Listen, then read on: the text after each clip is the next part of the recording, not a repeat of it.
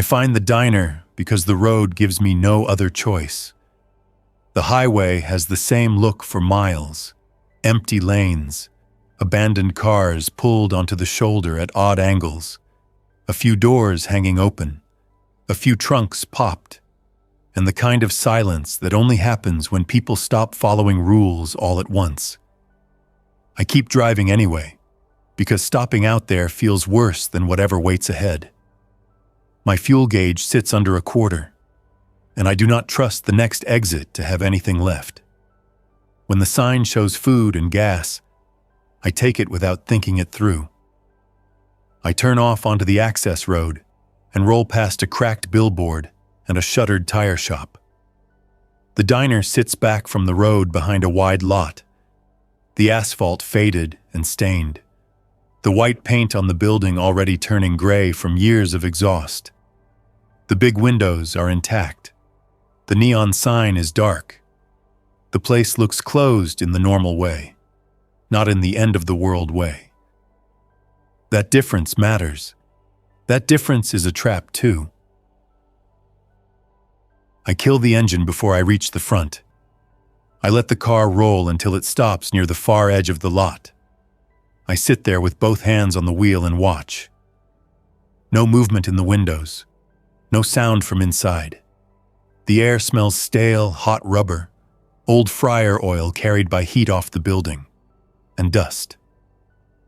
I look at the gas station across the side road.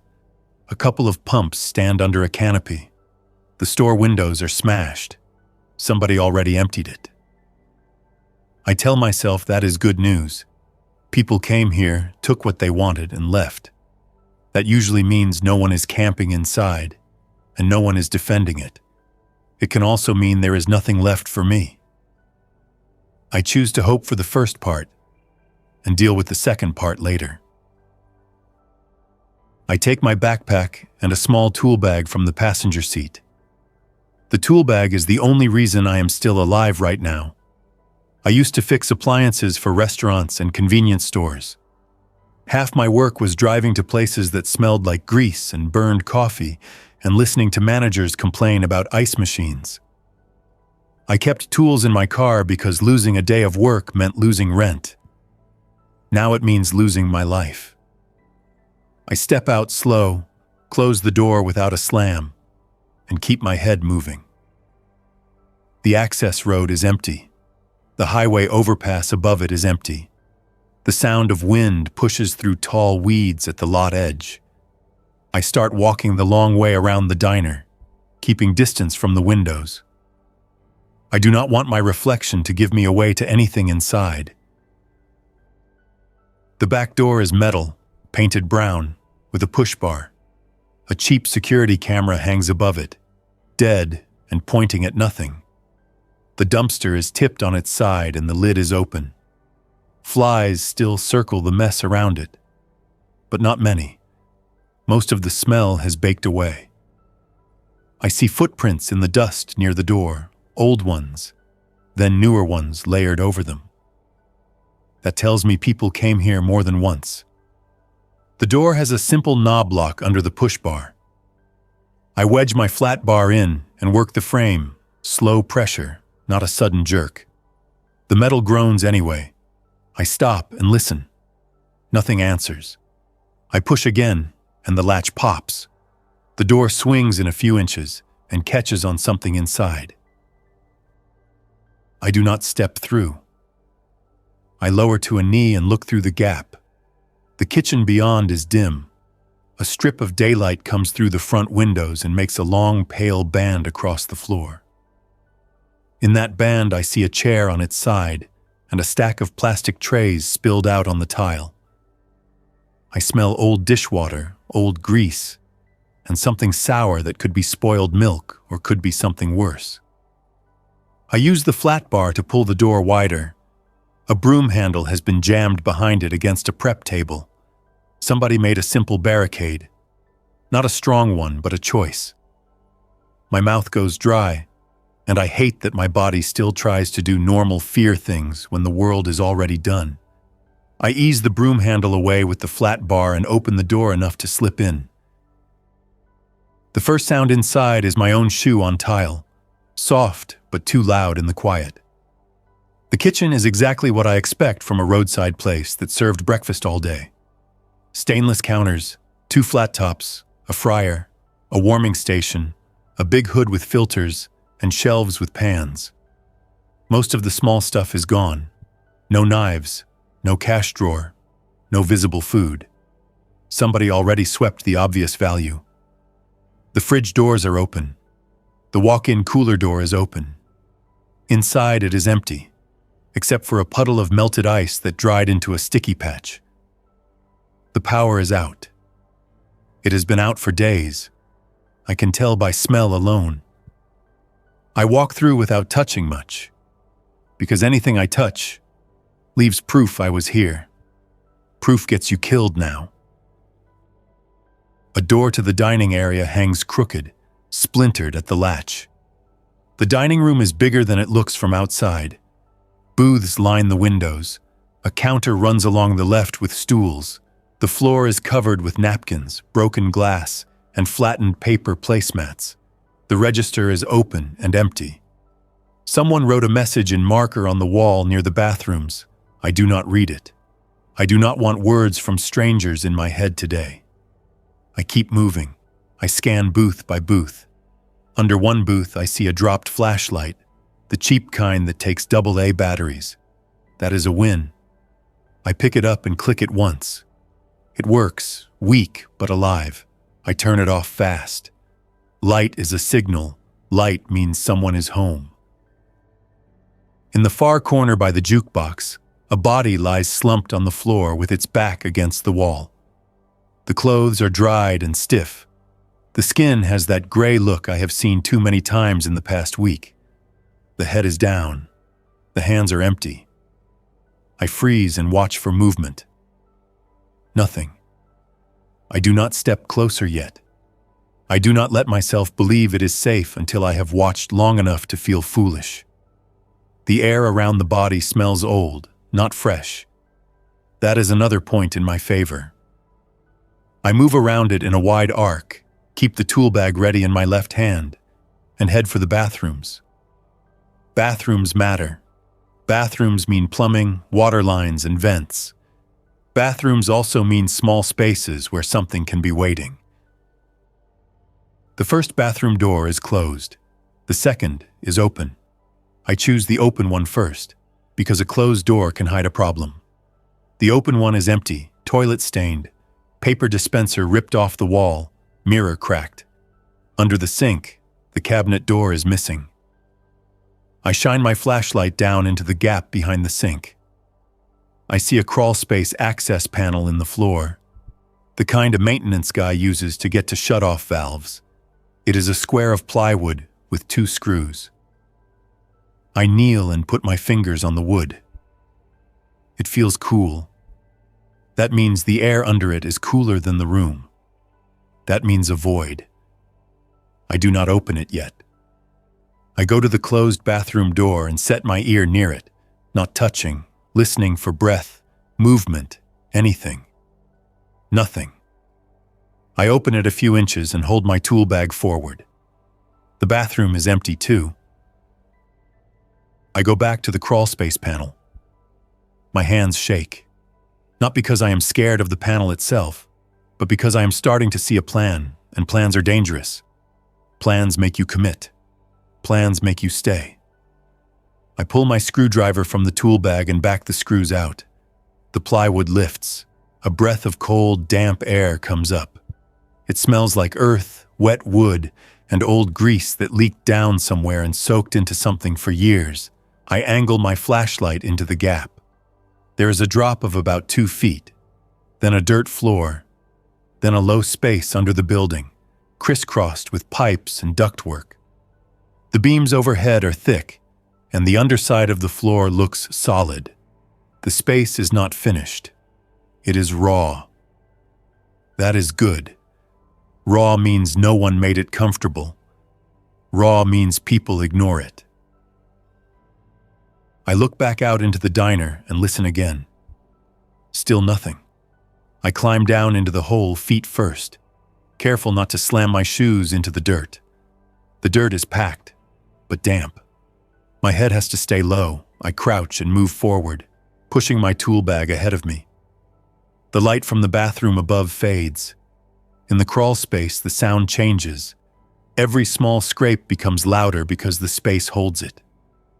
I freeze every few feet, listen, then move again. The pipes above my head run toward the kitchen.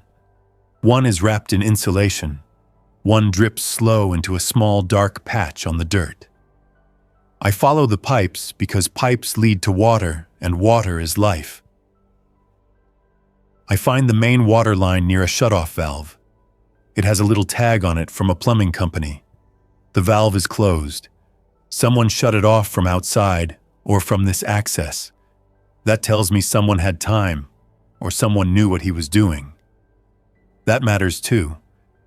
People who know what they are doing are harder to survive around. I twist the valve a quarter turn to test it. Nothing changes. No rush, no vibration. The water is dead. The sewer line is still there though, thick and running toward a cleanout. The vents for it run up through the walls. Those vents go to the roof. I stare at those pipes, and the idea grows in my head in a way I do not like. I do not need the water to be on for this place to keep me alive. I need the building itself. I need the space people do not want. I back out of the crawl space and climb into the bathroom again. I replace the plywood panel but do not screw it down yet. I walk back through the dining room, keeping distance from the body in the corner, and head into the kitchen. In the dry storage area, I find rolls of heavy trash bags, a box of foil, a case of paper towel, and a shelf of cleaning supplies that someone ignored because it was not food. I also find a stack of flattened cardboard boxes. Cardboard is not only trash now. Cardboard becomes insulation, flooring, and noise control. I carry armloads into the bathroom and drop them near the crawl space panel. My brain is already building a list of steps. I hate that part of me that can still do work mode in a nightmare. I love it too, because it keeps me moving. Before I commit to crawling under a diner, I clear the building again. I do not leave that body in the corner untested. I approach it from behind, tool bag in front, and stop 6 feet away. I watch the hands. I watch the shoulders. Nothing. I take a long metal spoon from a drawer and toss it across the room so it clatters near the body. The sound echoes. Nothing moves. I step closer in small pieces. The head stays down. I see the eyes. They are open but dull, stuck on nothing. I keep my face turned slightly away to avoid smell and to avoid staring into it. I use the flat bar to nudge a shoe. The body folds. No response. I do not touch it again. I do not drag it. I do not want a trail. I do not want a mess. I just mark the corner in my head and avoid it. I take a look outside from behind the kitchen door, through a gap in the blinds. The lot is still empty. A few cars sit abandoned near the road. No one is moving between them. The highway beyond is a long strip of sun glare. The sky is clear. That usually means night will be cold. I decide this is my spot for at least one night. That is the first deal I make with myself. One night, then reassess. I keep making deals with myself in the days that follow, and every deal turns into another day. I go back to the crawl space panel and climb down again. I bring cardboard, trash bags, a roll of duct tape I found under the sink, and a small hammer. I move deeper under the diner, toward the center, away from the outer walls. Outer walls are where temperature changes show up. Outer walls are where sound leaks. I pick a spot under the pantry area where the floor above is likely covered by shelves. I spread cardboard on the dirt and kneel on it. The cardboard softens the sound of my movement and keeps my knees out of damp soil. I lay trash bags over the cardboard to make a moisture barrier. then another layer of cardboard on top. It is crude. It is also the difference between sleeping and waking up soaked. I spend the rest of that afternoon building a low platform out of what I can pull through the access hole. I take 2 old baking racks from the kitchen, the kind on wheels, and I strip the wheels off. I bring in 2 cracked plastic bus tubs and turn them upside down as supports. On top of that, I lay a thick piece of plywood I pry up from behind a storage shelf. Pulling plywood makes noise. Noise makes me stop 10 times for every minute of work. I do it anyway, because sleeping on dirt is a fast way to get sick. When the platform finally holds my weight without flexing too much, I sit on it and let myself look around. My flashlight beam hits pipes, beams, and dirt. Nothing else. No signs of someone living here, no stash, no blanket, no candle stubs. The place has been ignored, the way I hoped. Night comes, and I learn the first rule of hiding under a building. Every sound outside travels through the structure. Wind rattles a loose sign bracket, and it becomes a dull knock overhead. A distant engine on the highway becomes a long, rolling vibration through the beams. When an infected shuffles past the diner wall, its shoes scrape the pavement, and the scrape comes down through the foundation in a way that makes my hands clamp on my knees without me telling them to. I keep my light off and let my eyes adjust to the dark. I do not sleep much. I listen and count time by the temperature. The crawl space stays cool even when the diner above holds heat. That cool air wraps the underside of the building steady and damp. It keeps my mind awake. In the morning, I climb up slow and check the lot again. Still empty. No one came to the door. No one pounded on the windows. No one shouted. That feels wrong in a world full of noise. I should not trust it. I go into the kitchen and drink the last of the water I had left in my bottle. It is warm and tastes faintly of plastic. I need more water today, or I need to move on. The diner itself has none. The pipes are dead. The ice machine is dead. The toilets are dry. I decide to check the gas station store across the road anyway. Sometimes people miss things. Sometimes people get interrupted. Sometimes people are not thorough. I cross the access road in a crouch, staying low near the ditch. The asphalt is hot already. I keep my head up. The gas station store smells rotten from the moment I get close. The front glass is broken, and the doorway is smeared with dried grime. Inside, shelves are stripped. The cooler doors are open.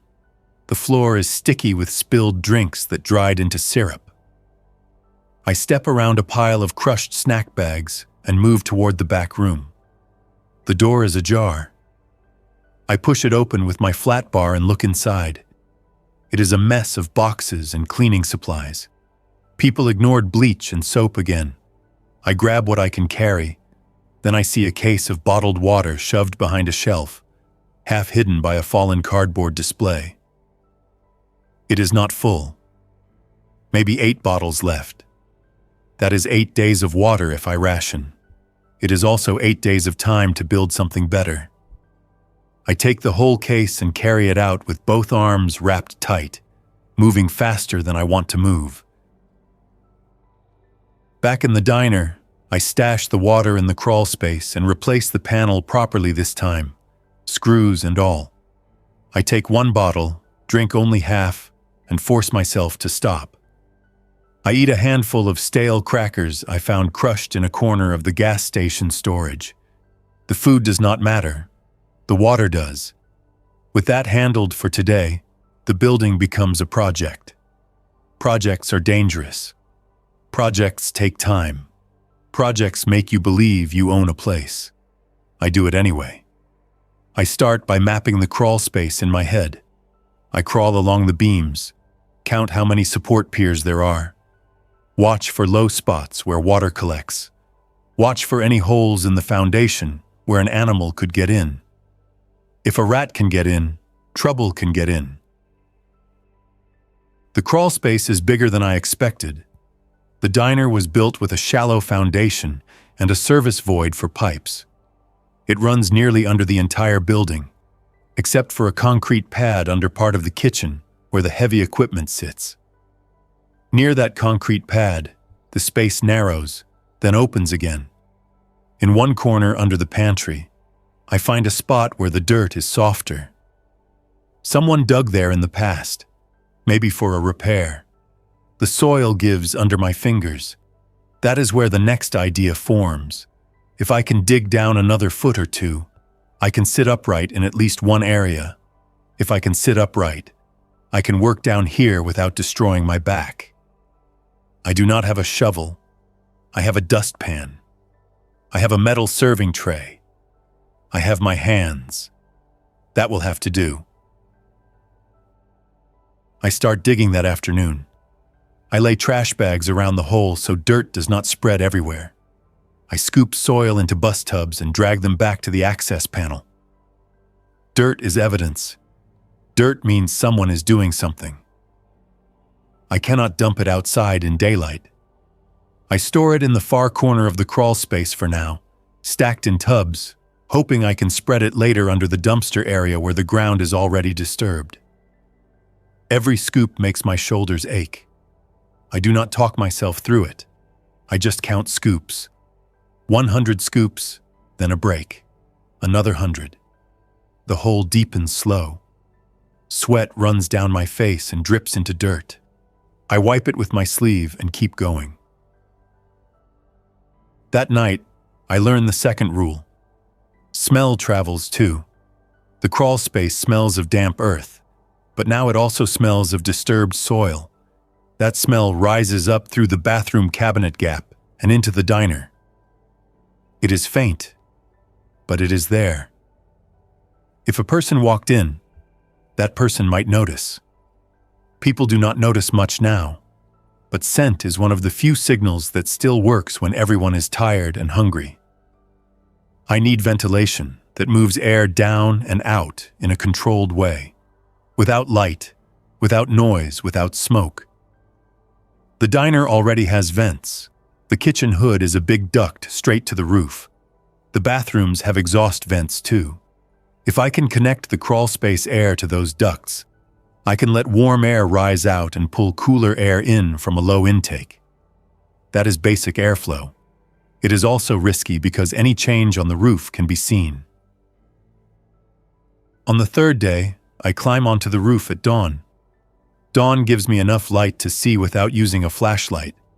It also gives me time before highway traffic noises cover other noises. I use the back door and climb the dumpster, then pull myself up onto the roof edge. The roof is flat with gravel.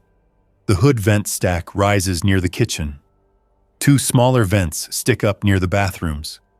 All of them are dull metal. None of them are smoking.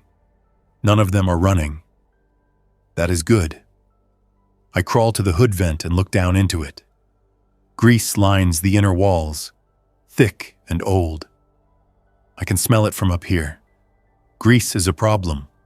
Grease is also the reason no one wants to mess with the hood now. People avoid messy work. That avoidance is part of my shelter. Still, grease means fire risk if I ever use heat inside the kitchen. I decide right then that I will not cook inside the diner itself. No open flame in the kitchen, no stove, no fryer, no candle. Heat stays in the crawl space where I can control it with a small alcohol stove only in emergencies, and even that scares me. I move to the bathroom vent stacks. Those are cleaner. I pop the cap on one with my flat bar and look inside. It is a straight pipe down to the ceiling space. That ceiling space probably connects to the wall cavity. Wall cavities connect to the crawl space through gaps. If I can find that path, I can make a hidden airflow route. I put the cap back, careful to leave it sitting the way it was so it does not look tampered with. Then I crawl to the roof edge and scan the horizon. Nothing moving in the lot. No cars coming down the access road. A few abandoned semis sit on the off-ramp farther out. The world looks paused. It is not. It is just waiting. I spend that day inside the crawl space, following the pipes again. I find where the bathroom vent pipe passes down through a wall cavity and into the crawl space area near a support pier. There is a small gap where the pipe sleeve meets the floor above. Air can move there. I tape a trash bag around the gap to test airflow. When wind shifts outside, the bag flutters. That means the system still breathes. The building still exchanges air with the outside even without power. That is my opening. I build a crude baffle box around the vent gap using cardboard and duct tape so the air path is forced to go through a makeshift filter. The filter is layers of coffee filters I found in the kitchen, packed with crushed charcoal I scraped from an old grill briquette bag behind the dumpster. It is not perfect. It is better than nothing. The goal is to cut smell and cut dust. Over the next week, the shelter becomes bigger without looking bigger. I dig the pit deeper until I can sit with my back straight for short periods. I use 2 old cutting boards as side braces and wedge them against the soil walls. I cut up baking sheets and bend them to form a crude liner along the pit edges where the soil crumbles. I build a second platform beside the first using the same rack and plywood approach, and I connect them with a narrow board walkway so I am not stepping on dirt every time. I hang trash bags from beams to create a small sleeping nook that traps warmth closer to my body at night. I make a storage shelf from milk crates and stack the few supplies I have in it. Everything stays low. Everything stays quiet. No hammering unless I have to. No banging metal. The diner above stays untouched, dirty, and dead. That is the disguise. The first real threat comes from water, not from infected and not from people. A storm rolls through on the 9th day. I know it is coming because the wind shifts and the air gets heavy. I hear distant thunder. Then the first hard rain hits the roof in a steady drum. Rain on a flat roof sounds loud, but it is a normal loud. That kind of sound can hide my small sounds. I take advantage of it. I move dirt tubs closer to the access panel and carry 2 up into the diner. I dump them under the dumpster mess outside, spreading soil into the same dark stains where old trash already rotted. I do it fast, in the rain, using the storm to hide my tracks. Then I go back down. Half an hour later, water starts seeping into the crawl space.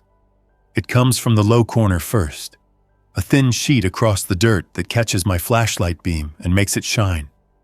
The crawl space was damp before. This is different. This is active water. The rain is finding a path through the soil outside and pushing into the foundation area.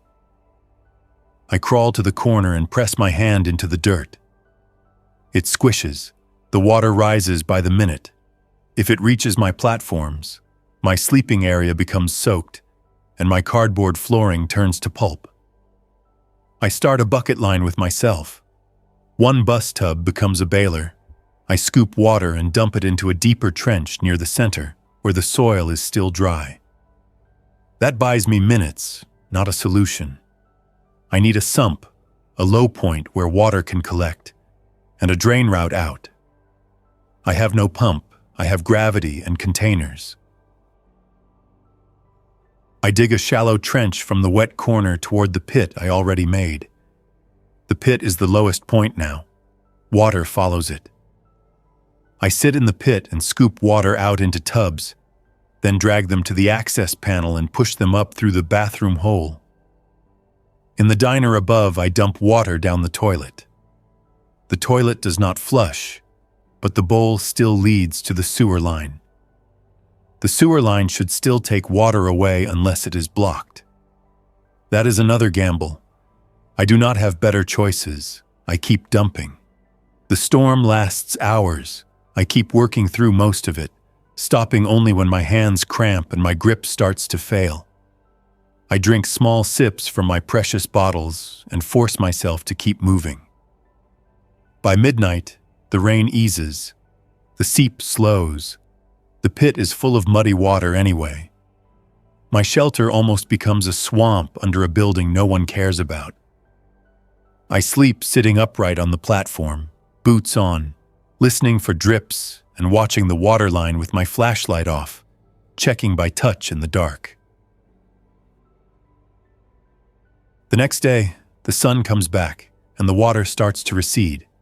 That does not solve the problem. It only delays it. I spend that day building a real drainage plan. Outside, near the parking lot edge, I find a grease interceptor access cover, a metal lid set into concrete, the kind a diner uses to keep fats out of the sewer. The lid is heavy. I pry it up with my flat bar and step back from the smell. The pit under it is half full of foul water and old grease, but it has volume. It also has an outlet line that runs toward the road where the sewer connects. If that line is not blocked, that interceptor can act as a buffer. If I can route crawlspace seep water into that interceptor, the water will have somewhere to go without flooding my living area. The problem is routing. I cannot run a pipe out in the open. People will see it. I need to use existing paths under the building. I crawl under the diner and follow the sewer line toward the interceptor location. The line passes through a low area near the foundation. I find a clean-out port with a threaded cap. Someone left it accessible for maintenance. I test the cap with my wrench. It budges. I stop, listen, then keep turning until it comes off. The smell that comes out is sharp and ugly. I fight the urge to cough. Coughing is noise. I screw the cap back on right away and sit still for a long minute until my breathing settles. I do not use that clean-out. Not now. Instead, I decide on a simpler plan. I dig a deeper sump pit in the wet corner and line it with a plastic trash can I find in the diner storage. I cut the bottom out of the can and push it down into the soil so it forms a sleeve. Then I fill the space around it with gravel from the roof and broken glass I sweep from the dining room. The gravel gives water a path down. The can sleeve keeps the pit from collapsing. It is crude engineering, but it is something. When seep returns, it will collect there first. From there, I can bail it out and dump it outside under storm cover, or into the interceptor when I can do it safely. The second big threat shows up on day 14, and it is the one I feared most because it is hard to control. People. I hear the engine before I see the vehicle, a rough idle coming down the access road. I'm in the diner above, moving quietly, checking window blinds for gaps, when the sound makes me freeze with my hand on the counter. I kill my light and drop behind the counter, keeping my head low. A pickup truck rolls into the lot and stops near the front windows. Two men climb out. One woman climbs out from the passenger side. The three stand there looking at the building. The man nearest the door holds a tire iron. The other carries a backpack. The woman has a long kitchen knife. All three look tired in a way I recognize, not sleepy tired, empty tired. I stay still. I do not shift. I do not peek too much. I watch through a narrow gap in the blinds, just enough to see their shoes and lower legs. The man with the tire iron walks to the front door and tries it. Locked. He tries again. Then he steps back and kicks it once. The sound cracks through the diner. Dust shakes loose from the ceiling tiles. My shoulders tense without permission, and I hate that my body still wants to react in ways that can get me killed. The door does not open. The man swears, not loud, but angry. The woman walks along the windows, pressing her face close to the glass. She cups her hands to block glare and looks inside. If she looks the right way, she might see the bathroom panel screws that are fresher than the rest. She might see a scuff mark. She might smell something. I hold my breath without thinking, then force myself to breathe through my nose slow so I do not make a sound. The man with the backpack walks around the building toward the back door. My stomach twists. The back door is where I forced entry. I closed it. I did not relock it because the lock is damaged. I relied on the fact that people rarely check the back of a place that looks empty. Now someone is checking. I slide backward on the floor, staying behind the counter, and crawl toward the kitchen door that leads to the back hallway. I move on my knees to keep from making shoe noise. I reach the kitchen door and listen. Footsteps outside, gravel crunching near the dumpster. The back door handle rattles. Then the door pushes in. I do not run. Running makes noise. I do not charge him. Fighting brings problems I cannot fix. I do the only thing that makes sense. I slip into the bathroom and close the door behind me without a click. Then kneel and pull the crawl space panel screws fast with my fingers, already trained on those grooves. The plywood lifts. Cold, damp air hits my face. I drop down into the crawl space and pull the plywood back over me from below. I hold it in place with one hand and keep my flashlight off. Above me, I hear the kitchen door open, then footsteps on tile. The man is inside. He moves with purpose, not wandering. He knows to check storage, to check the cooler, to check the office. I hear cabinet doors slam. I hear the clatter of a pan.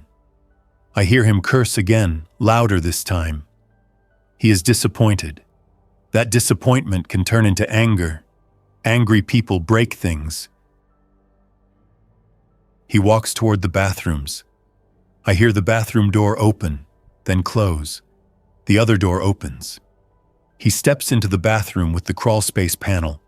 I can hear his boots on tile above me. I press my palm harder against the underside of the plywood. The plywood vibrates slightly when he steps near it. He is close enough that if he kneels and touches the panel, he will feel warmth from below, maybe. I keep still. He moves around the bathroom, rummaging under the sink, checking the paper dispenser, checking behind the toilet. He spits into the sink. The sound is disgusting and loud. Then his boot scrapes across the plywood panel once, an accidental brush. The panel shifts a fraction of an inch. My fingers clamp down and hold it. I wait for him to notice. Silence.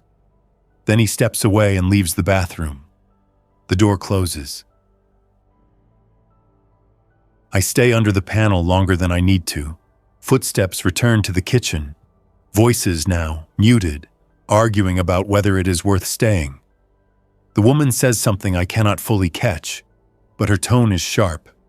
The man with the tire iron says the place is useless. The man with the backpack says they should check the gas station and move on. After a while, the back door opens again. Gravel crunches. The truck doors slam. The engine starts. The pickup rolls out of the lot. I stay in the crawl space until I cannot hear it anymore. My muscles ache from holding the panel in place. When I finally crawl out, I screw the panel down again and sit on the bathroom floor with my back against the wall, listening to the silence settle back over the diner. No one knocked. Someone entered. Someone searched. No one ever knocked, because this place never looked worth a knock. That is the whole reason it works. After that day, I change how I live up there. I stop entering the diner in daylight unless I must. I keep my movement under the building. If I need something from the kitchen, I do it at dawn or after sunset. I also dirty up my own tracks on purpose.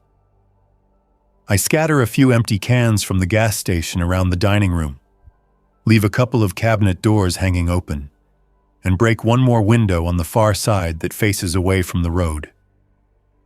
I do it carefully, and I hate doing it, but it helps. A place that looks more ruined looks less interesting.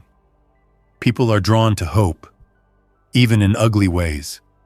If the diner looks stripped down to studs, it becomes a dead end in a long day of searching. The third threat is the one I almost create myself. Grease.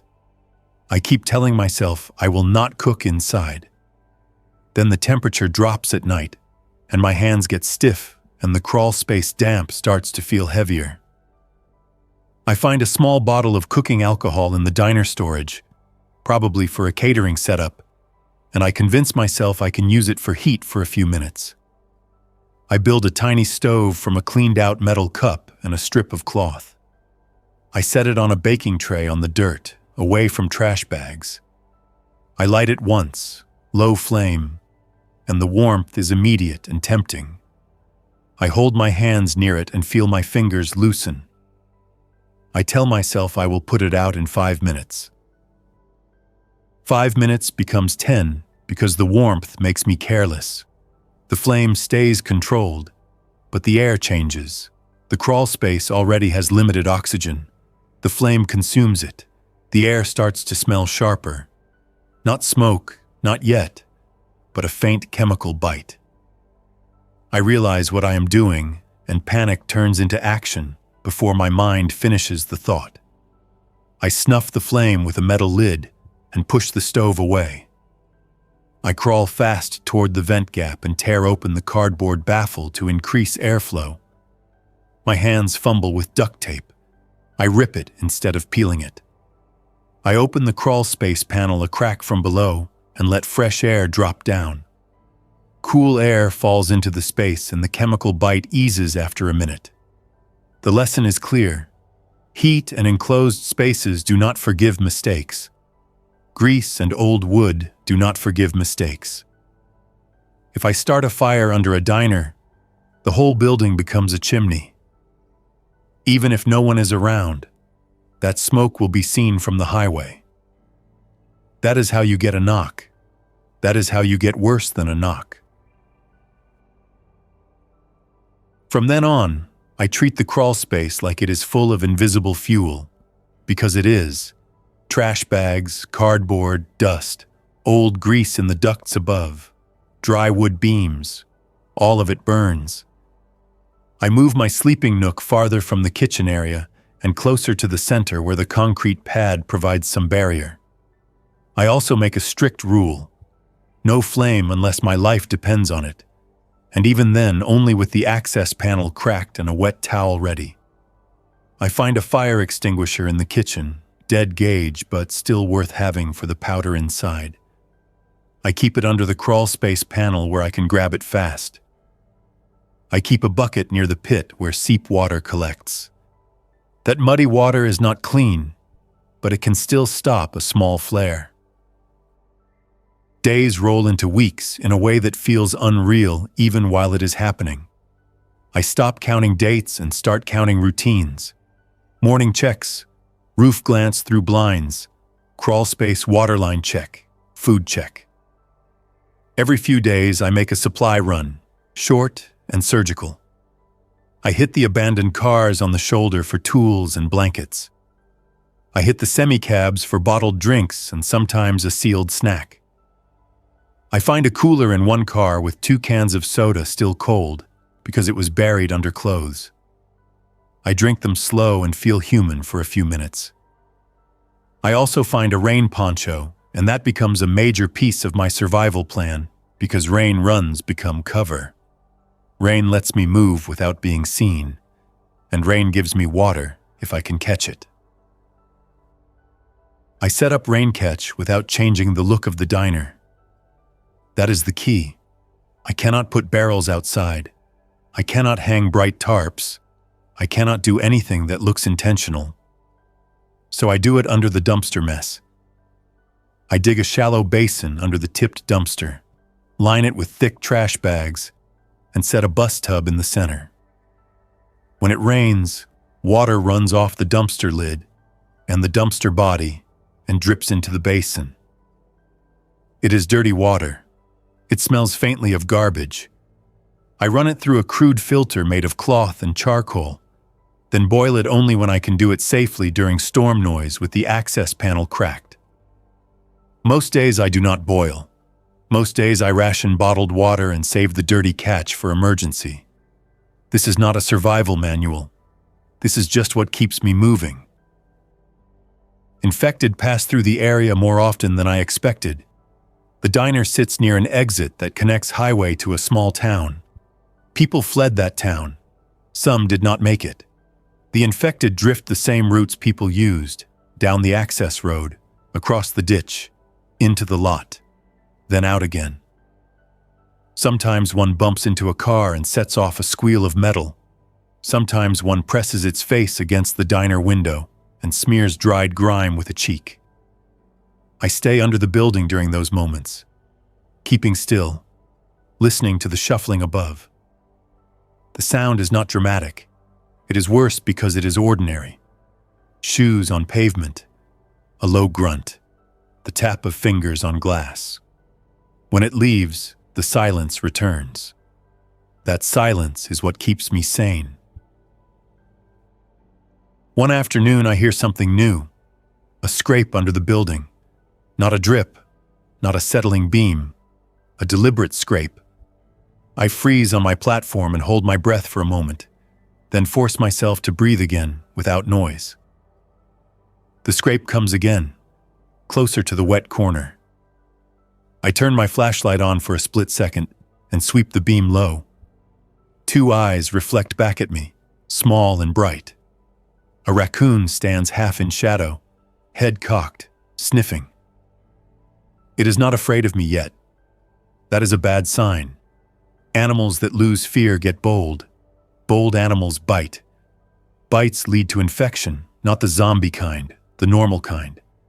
Normal infections kill fast when you have no medicine. I do not hurt it.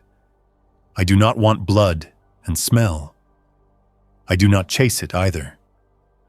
I grab a metal pan and tap it once against a beam, controlled, loud enough to startle it. The raccoon flinches and runs back toward whatever hole it used to get in. I spend the next 2 hours finding that hole and sealing it with sheet metal cut from a broken kitchen hood panel and screwed into the wood with my drill bit and manual screwdriver. It holds. I hope it holds. The weeks teach me that shelter is not one thing. It is 100 small controls stacked together. It is how you move, where you breathe, where you dump waste, how you store food, how you hide your smell, how you hide your light, how you hide your tracks. I start using the diner itself as a decoy more than a resource. I leave the front door locked and the back door slightly ajar at times. Not enough to swing, enough to look warped and useless. I keep the blinds twisted so sunlight makes the dining room look dusty and abandoned from outside. I never sit in front of a window. I never stand upright in the dining room longer than necessary. I keep everything that matters below, out of sight, out of mind. I become a ghost under a building that people think is already dead. Around the 5th week, another group arrives. This one has 4 people. 2 men, 2 women. One of the women has a toddler on her hip. The toddler is quiet, which scares me more than a screaming child would. Quiet children have learned something terrible. The group does not even try the diner door. They glance at it, see the broken window, see the mess, and keep walking toward the gas station. I watch through the blind gap. The toddler points at the diner sign, then rests her head against the woman's shoulder. The woman does not look at the diner again. The group disappears into the gas station store and comes out minutes later with nothing. One of the men kicks a pump in frustration. Then they walk back to their car and leave. No knock, not even curiosity. I sit back from the window and feel a strange mix of relief and shame. Relief because I stay hidden. Shame because I stayed hidden. That is the new math of survival. You do not get to keep your old morals without paying a price you cannot afford. The worst day is not a fight and not a chase. It is another storm, heavier than the first, with rain that falls hard enough to flatten weeds and turn the parking lot into a shallow lake in places. The seep returns faster this time. My sump pit fills, I bail into tubs and dump into the toilet again, praying the line still carries. Then the water finds a new path and starts coming in under the foundation near the back door side. The crawl space becomes a patchwork of wet and dry, and my platforms are now islands with thin water channels around them. I cannot keep up with bailing in two places at once. I make a hard choice. I sacrifice part of my space to save the rest. I tear down the cardboard flooring in the wet corner and shove it into the low area to act as a temporary dam. Cardboard swells and blocks flow for a while. It buys me time. I move my supplies higher. I move my sleeping nook to the center platform. I accept that the wet corner will stay wet for days. I work until my arms feel numb and my hands slip on wet plastic. The rain keeps pounding above, and the sound keeps me hidden even while I make noise. That is the only reason I survived that night. When the rain stops, I climb into the diner and check for any sign that water came through the floor. The dining room smells slightly different, more damp. I press my palm to the tile near the bathrooms. Cool, but not wet. Good. I check the kitchen. Under one prep table, I see a dark patch spreading. Water is rising through a crack in the tile grout. That is new. That means my below space is affecting the above space. That is the danger point. If someone walks in and sees wet floor in a building that should be dry, someone will suspect a leak or a person. Either way, someone might investigate.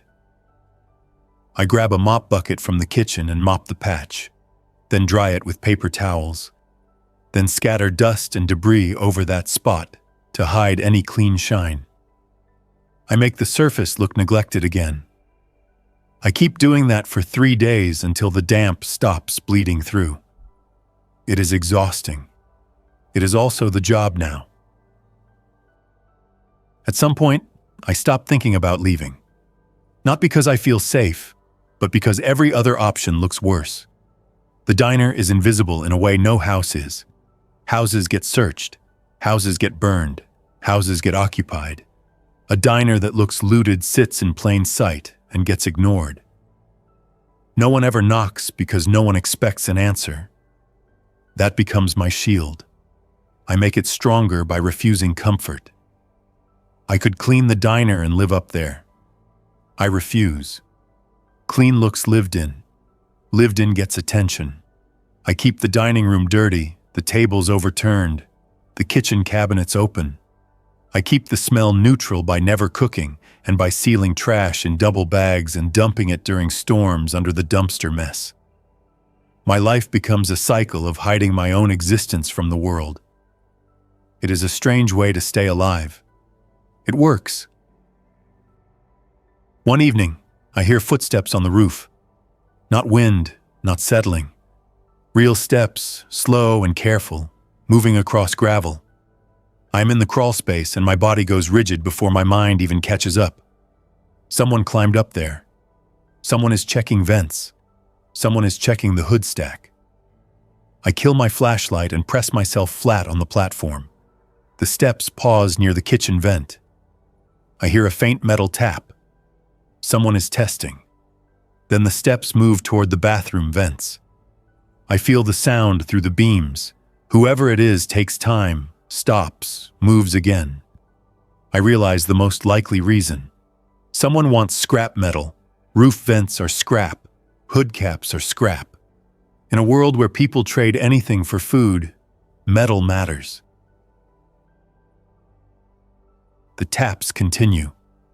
Then I hear a grunt and the scrape of metal dragged. The vent cap shifts.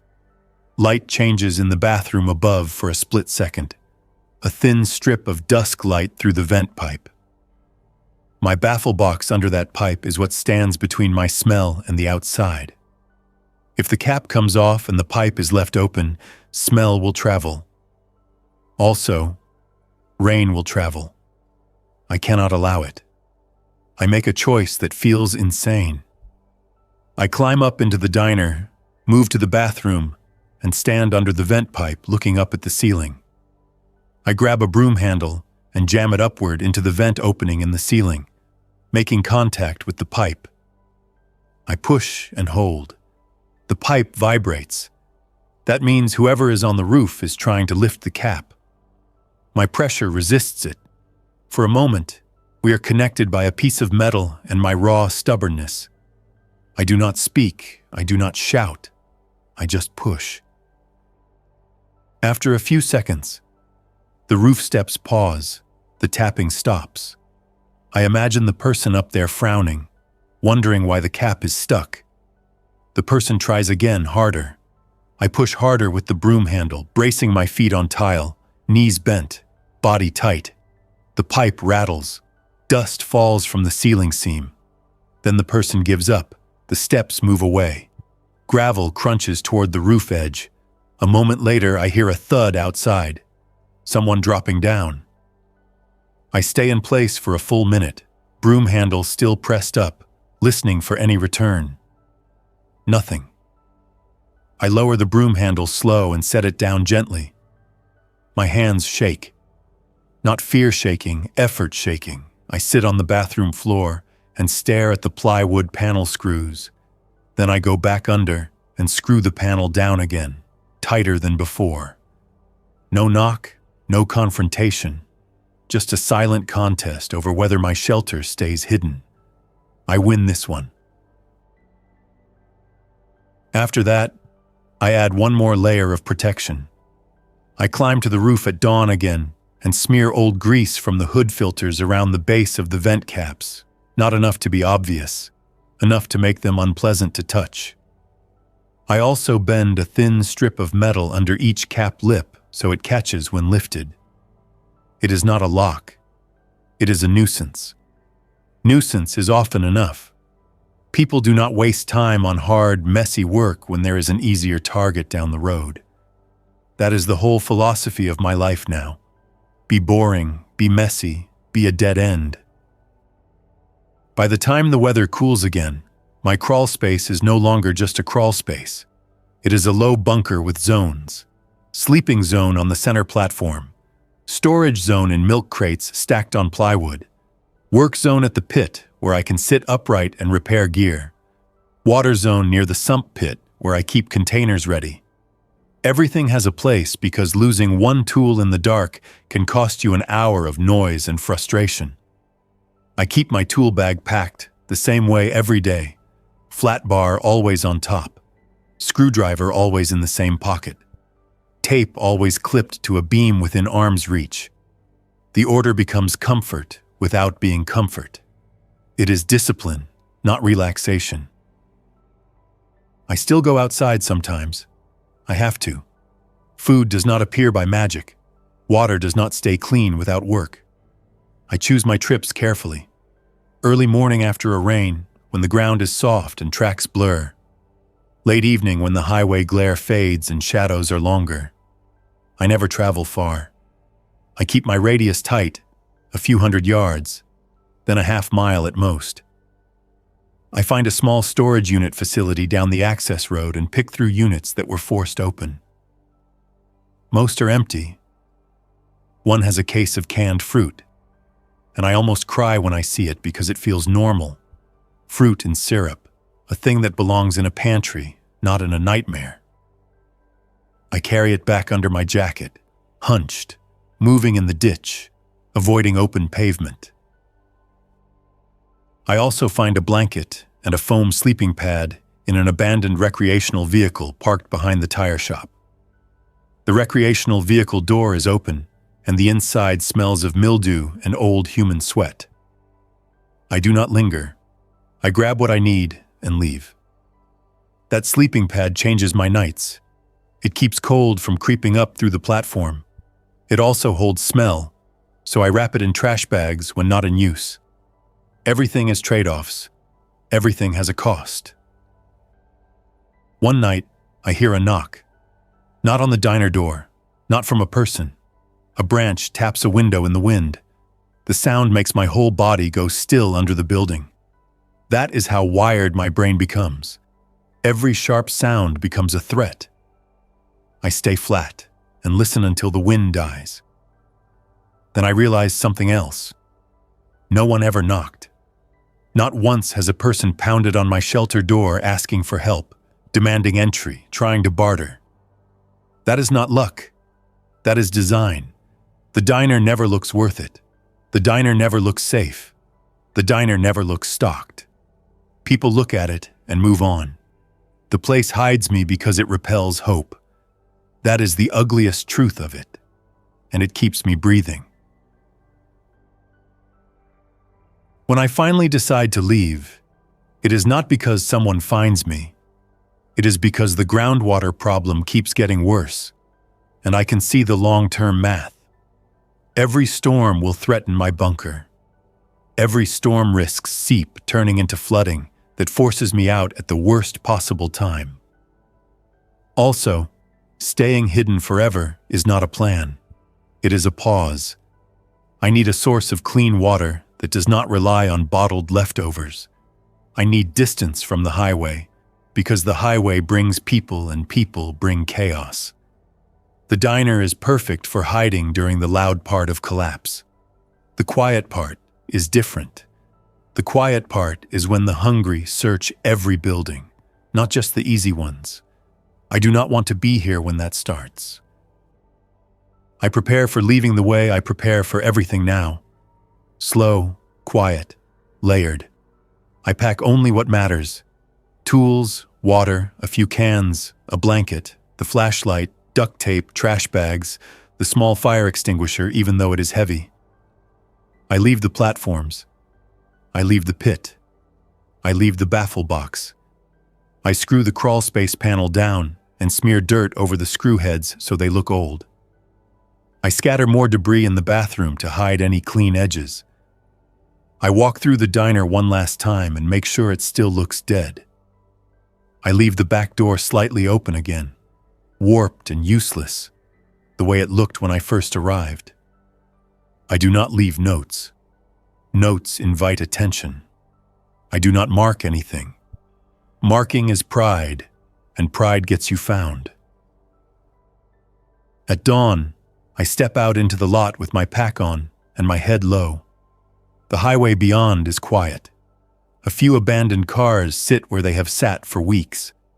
The diner behind me looks empty, broken, already claimed by dust and old grease smell. No one ever knocked, because no one ever believed anyone was inside. I keep walking down the ditch line toward the tree break that leads to a creek I spotted on one of my short scouting runs. The ground is damp from a light rain overnight, which softens my tracks. That is a gift. I take it and keep going, not looking back more than once. When I do look back, the diner is just a shape against the sky, a dead building on a dead road, doing what it always did for me, hiding me by looking worthless. I do not know what happens to that place after I leave. Maybe someone burns it. Maybe the roof vents finally get stolen. Maybe the crawl space floods and collapses the platforms I built. Maybe it stays empty for years, ignored by everyone who passes because it offers nothing. I do know what it gave me.